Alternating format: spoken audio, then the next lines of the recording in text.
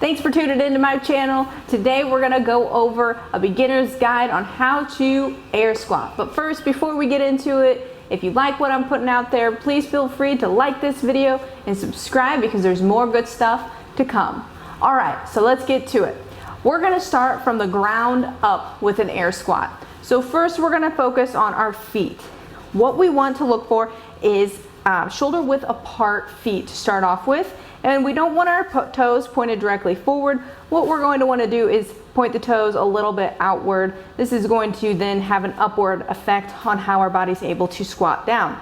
Number two, when we're squatting down, as we're descending and coming back up, we want to actually stay on our heels, which is going to activate that posterior chain. We don't want to squat on our toes. That's just going to be bad form. It's going to be very hard once we start loading our squat when we're ready for that.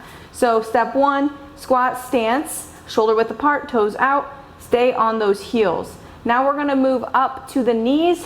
What we're going to wanna focus on with the knees as we're squatting down, we're going to wanna keep our knees pressed outwards. We don't wanna let them collapse in like this. This is going to create pressure on the inside of the joint of the knee and it's not going to feel very good.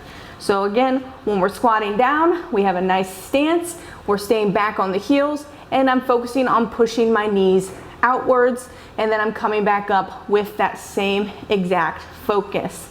Next, we're gonna start with the hips. We're moving up to the hips.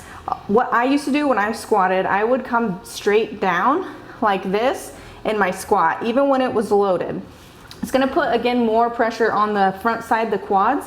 What we want to focus on is like a hip hinge where we're going back and down. And that's going to help me keep on my heels. That's going to help my knees also stay apart as well. So again, focus on that hip hinge, going back first and then down, keeping your spine neutral.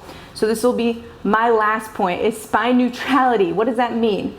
When I'm squatting, I'm going to focus on not hyperextending my back and not hunching my back under like this. I'm going to tighten my core, and I'm going to hip hinge back and down, keeping that core nice and tight, not letting my back hyperextend and not hunching it down like this.